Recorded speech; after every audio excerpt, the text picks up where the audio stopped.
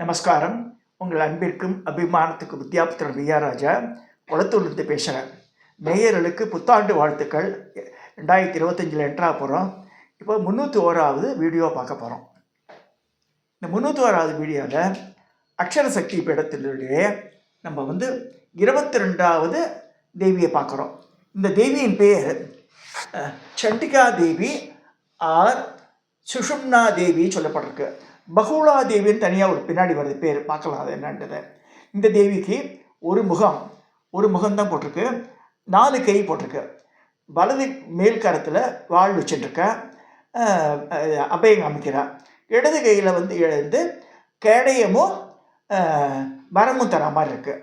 ஒரு காலம் அடைச்சி ஒரு காலத்தை போட்டிருக்கா. குதிரை வாகனத்தை வர இவ இது வரைக்கும் பார்த்துல குதிரை வாகனம் யாருக்குமே கிடையாது. இவளுக்கு தான் இந்த இந்த தேவிக்கு மட்டும்தான் சண்டிகா தேவி சொல்லியிருக்கவளுக்கு. இதில் சித்திர சாபர சந்திரன் என்ன சொல்கிறது பார்க்கலாம் இவளை பற்றி. சுஷுமா சைவ பக்தராட்சய ஹயாரூடா சதுர்புஜா கட்க கேடகதாரா சாக்கியா பர அபயா சுபா. சமஸ்கிருதத்தின் 6வது மெய்யெழுத்தான ச என்னும் அக்ஷரத்தின் தேவி சாமுண்டா தேவியின் பேர் இருக்கு. சுஷுமா தேவி எனப்படுகிறாள். இவள் ஒரு முகமும் 4 கரங்களும் கொண்டவள். வலது மேல் கருத்தில் கக்கமும் கீழ்கரத்தில் அபயமுத்திரையும் காண்கிறோம். இடது மேல் கருத்தில் கேடயமும் கீழ்கரத்தில் வரத முத்திரையும் கொண்டு விட்டார். குதிரை வாகனத்தில் ஆரோகணத்தி வரா சொல்லியிருக்கு. சகார தேவி சைவத்தில் கூர்மன் என்றும் வைணவத்தில் ஹரி என்றும் அழைக்கப்படுகிறாள். சா என்னும் மெய்யெழுத்து தோன்றிய தளத்தில் தான் பிற்காலத்தில் முதல்ல முன்னாடி சொல்லிக்கிறான அந்த டம்பரகத்திலே இது அக்ஷரம் விழுறதாங்க. அந்த இடத்துல தேவியினுடைய பாகங்கள் விழுறது செகண்டரி. அது முதல்ல அக்ஷரம் அது விழுறது, அந்த அக்ஷரத்தில் அந்த பாட்டு விழுறது. 2 தடவை நடக்கிறது அது. ஸோ தேவி இடது அக்குள் விழுந்து மகாசக்தி பீடமாக மாறியதாக மேரு தந்திரம் சொல்கிறது. இங்கு உள்ள மகாசக்தி பெயர் பகீழா அல்ல பூருகான்றது அங்கே இருக்கிற க்ஷேத்திரபாலோட பேருன்னு சொல்லியிருக்க. காலபைரவர் க்ஷேத்திரபாலர் இருக்க, அவர் பேர் பூருகான் பேர். ஆதிகாலத்தில் தேவகோஷ்டம் என்னும் பெயர் பெற்ற இந்த மகாசக்தி பீடம் பிற்காலத்தில் கேது பிரம்மா அல்லது கேது கிராமம் வழங்கப்படுகிறது. எங்கே இருக்குன்னா அது மேற்கு வங்காளத்தில், வெஸ்ட் பெங்கால் பர்தமான் மாவட்டத்தில் உள்ளது. ஹவுராவிலிருந்து 144 கிலோமீட்டர் போனால் we can reach the spot இருக்கு. நபாத் பீப் செல்லும் ரயில் பாதையில் கட்டோபா ரயில் நிலையத்திலிருந்து இறங்கினால் கேது கிராமத்துக்கு நடந்தே போகலாம். கேது கிராமத்தில் காணப்படும் பல சிறிய கோவில்களில் பகீழா அம்மன் கோவிலும் ஒன்று. இங்கே அம்மன் சிலையோ விக்கிரகமோ கிடையாது. அந்த கோவிலுடைய இதுதான் காமிச்சிருக்கு படமா, அப்படி தான் இருக்குது. வித்தியாசமாக இருக்குது பாருங்கள். 2 அடுக்கு இது இருக்குது கோபுரம், 5 கலசம் இருக்குது மேலே. இங்கே அம்மன் சிலையோ விக்கிரகமோ கிடையாது. பிண்டி சண்டிகைன்னு சாமி அப்படி இருக்குன்னா பிண்டி, அங்கெல்லாம் பிண்டி தான் சொல்லுவோம். பிண்டினா உருண்டை கல் தான் சாமி. இதில் மகாலட்சுமி படத்தில் கூட பாம்பேயில் பிண்டி இருக்கும் 3. அதே மாதிரி இதில் வைஷ்ணவா தேவியில் பிண்டி தான். அந்த பிண்டிக்கு தான் அலங்காரம் பண்ணுறா. கண்ணு மூக்கெல்லாம் வச்சு கிரீடத்தை வச்சு பண்ணுறா தவிர கை காலெலாம் இருக்காது. அதுக்கெல்லாம் நார்த் இந்தியாவில் 90% கோவில் அப்படி தான் இருக்குது. அதையும் தெரிஞ்சுக்கணும். நம்ம சவுத் இந்தியா பார்த்து நினச்சிட்டு அம்மாள் நிற்கலையே புடவை கட்டலையே அவளுக்கு எல்லாம் நினச்சி சொல்ல முடியாது. புடவையே அப்படியே முக்காடாண்டு போட்டு கண்ணு மூக்க வச்சுருப்பாத, புல்லாக் போட்டிருப்பா, எல்லாம் பண்ணியிருப்பா, கிரீடம் இருக்கும். எடுத்து பார்த்தா உருண்டை பூஷணிக்காய் செய்து ஒரு கல் இருக்கும். அதுக்கு சேர்ந்து செந்தூரம் பூசிப்பா போசாமல் இருக்கும். ஸோ இங்கே அம்மன் சிலையே விக்கிரகமாக கிடையாது. இந்த கோவிலில் சிலை கிடையாது, விக்கிரகம் கிடையாது. இந்த பிண்டி தான் இருக்குது. புராணங்களில் இந்த கருங்கல்லையே தேவி ரூபா பாவித்து வழிபடுகிறார்கள். புராணங்களில் பகீழா எனப்பட்டாலும் அங்குள்ள ஒரு சண்டா தான் கூப்பிட்றா. அதை சண்டாலு சண்டிகான்னு சொல்கிறான். நான் இதில் கூட பார்த்தேன். தேவாசனோட மத்திய பிரதேசத்தில் இந்தூரில் பக்கத்தில் போகும்போது தேவாசன் தேவி வாசம் பண்ணோட மலை மேலே இருக்குது. 300 படி ஏறணும். ஒவ்வொரு படியும் 20 அடி நிலத்துக்கு இருக்குது. நல்ல சிகப்பு கலர் இந்த மார்பிள் ஸ்டோனில் கட்டுருக்கான். படிக்கட்டே மார்பிள் ஸ்டோன். ஒவ்வொரு படிக்கட்டு அகலமே 2 அடி இருக்குது. மேலே போய் பார்த்தா கோவில் பெருசாக இருக்காமல் இருக்குது. பார்த்தா இது இந்த இதுதான் கருங்கல்ல தான் ஸ்வரூபம் இருக்குது. புடைப்பு சிற்பம் மாட்டிருக்கு. அங்கேயும் ஃபார்ம் சரியாக இல்லை. இந்த முகத்தெல்லாம் ஒரு பிரம்மாண்ட முகமாக ஒரு இது இருக்குது. ஒரு சைடில் ஓரளவுக்கு நிற்கிற மாதிரி பண்ணியிருக்கா. ஸோ பெற்ற தாயை போல் நம் குற்றத்தை பொறுத்தாலும் அநீதியை ஒரு நாள் சண்டிகையாக பொறுத்துக்க மாட்டா. துஷ்டர்களை தொலைச்சி கட்டிக்கிறான்னு போட்டிருக்கு. அதனால் அளவுக்கு அதிகமாக கோபம் கொண்டா சண்டான்னு பேர். சண்டை முண்டாசிரவசம் பண்ணாலும் சண்டிகான்னு சில பேருக்கு. அவள் சண்டிகாதேவி அழைக்கப்படுகிறாள். தன்னிடம் பக்தி இல்லாதவரிடம் கோபம் கொண்டவள்.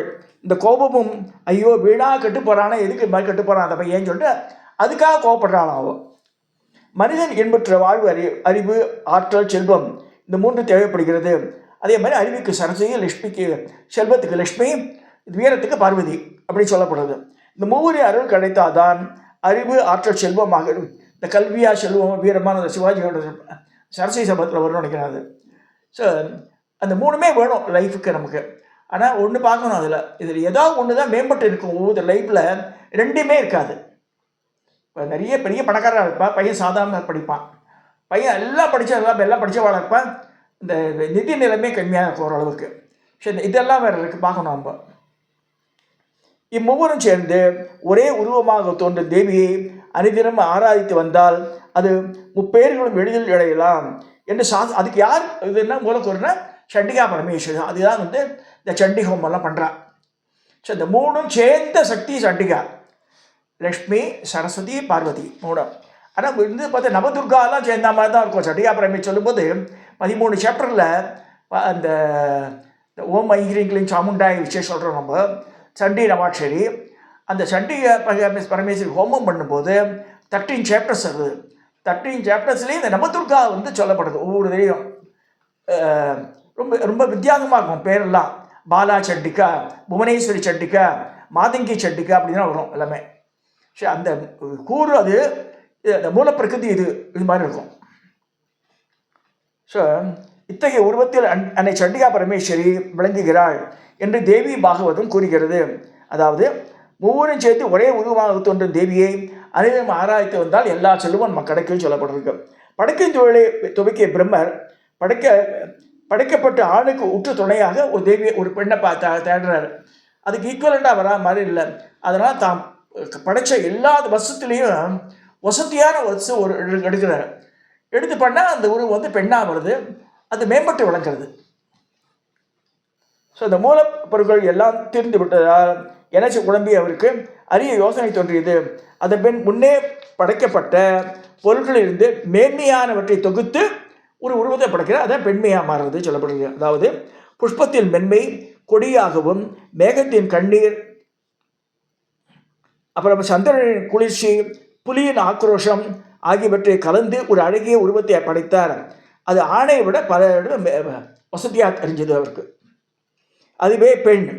ஆகவே பெண் என்பவளை சமஷ்டி ரூபிணி இருக்கு. வேஷ்டினா தனித்தனியாக இருக்கிறது, சமஷ்டின்னா எல்லாம் ஒன்றா சேர்ந்தது. சமஷ்டி உபநயம் என்னெல்லாம் பண்ணுறாள் என்ன அப்படின்னா எல்லாம் சேர்த்து கட்டுறது. ஸோ இந்த பெண்கிட்ட இடத்துல எல்லா சக்தியும் இருக்கிறதுனால தான் ஆணை விட பெண் வசதியும் சொல்லியிருக்கு. ஆனால் இப்போ நடக்கிற இதெல்லாம் பார்த்தா கஷ்டமாக இருக்குது. பெண் இப்போ அந்த அந்த அளவுக்கு மரியாதையெல்லாம் போயிடுறான் சில இன்ஸ்டன்ஸில். அதுக்கு தக்க வேண்டியது. ஆனால் ஜென்ரலாக நம்ம பெண்மையை போற்றணும் தான் சொல்லியிருக்கு. சாத்திரங்கள் எல்லாமே, புராணங்கள், இதிகாசங்கள் எல்லாமே பெண் சக்தி தான் மெயின் வசதியும் சொல்லியிருக்கு. ஏன்னா நம்ம ஆண் பிள்ளையாண்டில் அவங்க குழந்தை பிறக்கல, அவள் தான் கஷ்டப்படுறாத, வளர்க்குறது அவள் கஷ்டப்படுறா. ஒவ்வொன்றையும் ஒரு ஆணையே பெற்று எடுத்து வளர்த்து சிறப்பாக கொண்டுறது அவகிட்ட தான் இருக்குது. ஸோ ஒரு வீட்டில் ஒரு பெண்மணி இல்லைன்னா அந்த வீடு பாழப்படி சொல்லப்படுறது. எந்த வீடாக இருந்தாலும் சரி, பணக்கார ஏடெல்லாம் கிடையாது இதில். இதே போல் சப்தசதியிலும் தேவதா சக்திகள் சமஷ்டி ரூபமாக உருவெடுத்து வந்தவளே ஸ்ரீ சண்டிகாதேவி. பிரம்மாவின் முகத்திலிருந்து சிவப்பாக ஒரு தேஜோ ராசி தொடங்கியது. அதே மாதிரி கொஞ்சம் சீதளமாகவும் உஷ்டமாகவும் இருந்தது. கருப்பு நிறத்தில் தேஜோசக்தி விஷ்ணுவிடம் வந்தது. அதே வெள்ளை நிறத்தில் ஒரு தேஜோசக்தி ஈஸ்வரனிடம் வருது. இதெல்லாம் சேர்ந்து தான் இந்த சண்டிகா பரமேஸ்வரி உண்டானான்னு வருது. ஸோ இந்த 3 தேஜஸ்களும் இருந்தும் அம்பிகை தோன்றினாள். அம்பிகையின் உருவத்துக்கு உதவ பல தேவதைகளும் ஹெல்ப் பண்ணுறது. ஸோ இந்த தேஜஸ் தேவியின் தலைமுடி, சிவன் அவள் முகம், வாயு, 2 காதுகள், குபேரன் நாசி அக்னி, 3 கண்கள், பிரஜாபதி பற்கள், அருணன் உதடு, விஷ்ணுவின் தேஜஸ் புஜங்கள் என்று உருவாக்கப்பட்டவளே சண்டிகா தேவி என்று சண்டிகா பரமேஸ்வரி சொல்லப்பட்டிருக்கு. தேவி உபாசனை மிகவும் முக்கிய அம்சம். அவருடைய சமஷ்டி தத்துவத்தை புரிந்து கொள்வதே. இது மற்றது வசதி சொல்லக்கூடாது, எல்லாம் இட்ஸ் மிக்சர் ஆஃப் காம்பினேஷன் அது. ஸோ அப்படி தான் வழிபடணும்னு இருக்கு அம்பாளை. நமக்கு பிடிச்ச தேவி சரஸ்வதி தான் பிடிக்கணும் அப்படி இல்லை. தேவின்னு எடுத்துட்டால எல்லா சக்தியும் சேர்ந்து தான் இருக்காது. அது சமஷ்டி ஹோமமாக வழிபடுறது தான் சால சிறந்தது. அதுக்காக தான் சண்டிகா ஹோமம் பண்ணோன்னு சொல்கிறது. சண்டிகா இந்த சண்டி ஹோமத்தில் பார்ட்டிசிபேட் பண்ணால் தெரியும் உங்களுக்கு. இந்த 13 சாப்டருக்கு 13 அந்த வஸ்துக்கள்லாம் பல விதமான பட்சணங்கள், புடவைகள், பட்டுப்புடவே போடுவாள் சில பேர். பட்டுப்புடவை, ஜாக்கெட் எல்லாம் 9 ஹார்ஸ் போடுவாள், திரும்ப 60 ஹார்ஸ் போடுவாள், மொத்தோடைய அப்படியே போடுவாள். அதெல்லாம் அம்பியை அப்படியே அக்செப்ட் பண்ணுறான்னு அர்த்தம். அது இது ஒரு சின்ன ஹிஸ்டரி சொல்லி, எங்கள் கோவிலில் சண்டி ஹோமம் நான் 4 வருஷம் பண்ணேன். திருமால் முருகன் ஆலயத்தில் நான் பிரசிடெண்ட்டாக இருக்கும்போது. இப்பயும் பண்ணிட்டு இருக்காங்க. அந்த நேரத்தில் ஒரு 2 வயசு குழந்தை என் முதுகு தட்டி தட்டி கூப்பிடுறது, மாமா மாமான்னு. அந்த ஹோமகுண்டம் பெருசாக இருந்தது, பெரிய ஹோமகுண்டம்.